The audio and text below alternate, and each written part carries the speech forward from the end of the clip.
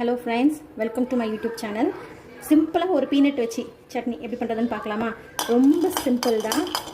வெறும் வேர்க்கடலை தான் எடுத்திருக்கேன். வேர்க்கடலை வந்து லைட்டாக வந்துட்டு வறுத்துக்கணும். அப்புறம் வந்துட்டு கறி லீவ்ஸ், கொஞ்சோண்டு கறி லீவ்ஸும் ட்ரை சில்லி காஞ்ச மிளகாவும் எடுத்திருக்கேன். சின்ன காஞ்ச மிளகா தான் எடுத்திருக்கேன். காரம் அதிகமாக வந்து சேர்க்க மாட்டேன் நாங்கள். ஸோ உங்களுக்கு எப்படியோ அதுக்கேற்ற மாதிரி எடுத்துக்கோங்க. அதை வந்து ஒரு நிமிஷம் வதக்குனா போதும், அவ்வளோதான். இங்கே பாருங்கள், சின்ன துண்டு, இதனோடி சின்ன துண்டு எடுத்திருக்கேன். இஞ்சி வந்து அப்படி பச்சையாகவே போட்டுடணும், அவ்வளோதான். இந்த நாலு பொருளை போட்டு மிக்சியில் வந்துட்டு அரைச்சிடலாம். நம்ம சட்னி பண்ணுற மாதிரி அரைச்சிடலாம். தோல் எடுக்க வேண்டாம், ஓகேவா? ஏன்னா இது பச்சை வேர்க்கடலை, அதனால் வந்துட்டு நான் தோல் எடுக்கலை. தோல் எடுக்கணும்னா எடுத்துக்கோங்க.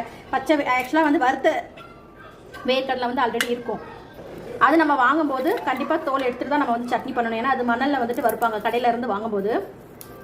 இது வந்து பச்சையாகவே இருக்குது. நான் பச்சையாகவே வாங்கி வறுத்துக்கிறதுனால நான் தோல் எடுக்கலை. எடுக்கணும்னா எடுத்துக்கலாம், சரியா? அவ்வளோதான், அரைச்சாச்சு.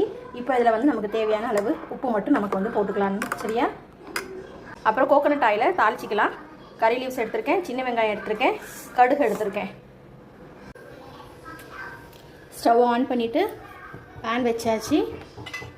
இப்போ நம்ம வந்து தேங்காய் எண்ணெய் ஊற்றிக்கலாம். ஆக்சுவலாக வந்து இந்த வேர்க்கடலை சட்னியும் தேங்காய் சட்னியும் தாளிக்கிறதுக்கு வந்து ஒரு மெத்தட் இருக்குது.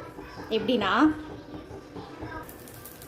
கடுகு போட்டு நல்லா பொரிஞ்சதும், நல்லா பொரியட்டும். கடுகு நல்லா பொரிஞ்சதும் வெங்காயம் போடணும். என்ன டெக்னிக் தெரியுமா? வெங்காயத்தை வந்து நல்ல ப்ரௌன் கலரில் வந்துட்டு நம்ம வந்து வதக்கணும். ஆக்சுவலாக வந்துட்டு தேங்காய் சட்னி அப்புறம் வேர்க்கடலை சட்னி இது ரெண்டுக்குமே வந்துட்டு சின்ன வெங்காயம் வந்துட்டு நம்ம வந்து சின்ன வெங்காயம் தான் போடணும். அதுதான் டேஸ்ட்டாக இருக்கும். அதை நல்லா வந்துட்டு ப்ரௌன் கலரில் வதக்கிட்டு சாரி, அப்புறம் வந்து நம்ம கறி லீவ்ஸை வந்துட்டு நம்ம உருவி அதில் போட்டு ஸ்டவ் ஆஃப் பண்ணிடணும். நல்லா இந்த மாதிரி ப்ரௌன் கலரில் வரணும். வந்ததுக்கப்புறம் கறி லீவ்ஸை போடணும்.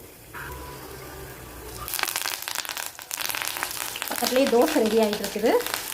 கறி லீவ்ஸை போட்டுட்டு அதுக்கப்புறம் நம்ம மிக்ஸ் பண்ணி வச்சுருக்க சட்னி அதில் ஊற்றிட்டு ஸ்டவ்வை ஆஃப் பண்ணிடுங்க. அவ்வளோதான், ரெடி ஆகிடுச்சு. ரொம்ப சிம்பிள். ஆனால் இட்லி, நீங்கள் 4 இட்லி சாப்பிட்றீங்கன்னு வச்சுக்கோங்களேன், இந்த சட்னி மட்டும் வச்சு சாப்பிட்டு பாருங்கள். கண்டிப்பாக நீங்கள் ஒரு 8 இட்லியாவது சாப்பிடுவீங்க. தோசையும் அதே மாதிரி சூப்பராக இருக்கும். கண்டிப்பாக வந்து ட்ரை பண்ணி பாருங்கள். லெமன் ரைஸுக்கு நல்லாயிருக்கும், புளி சாதத்துக்கு நல்லாயிருக்கும். வெறும் ஒயிட் ரைஸ் சூடாக வச்சு இந்த மாதிரி சட்னி வச்சு சாப்பிட்டாலும் சூப்பராக இருக்கும். ஸோ இது வந்து கண்டிப்பாக வந்து ட்ரை பண்ணி பாருங்கள். இதில் வந்து வெங்காயத்தை வதக்கி நம்ம ஆட் பண்ணுறோம் பார்த்தீங்களா, அதுதான் ஹைலைட்டே. நல்ல மனமாக இருக்கும். ஸோ வீடியோ பிடிச்சிருந்துச்சுன்னா மறக்காமல் சேனலை சப்ஸ்கிரைப் பண்ணுங்கள். பாய்.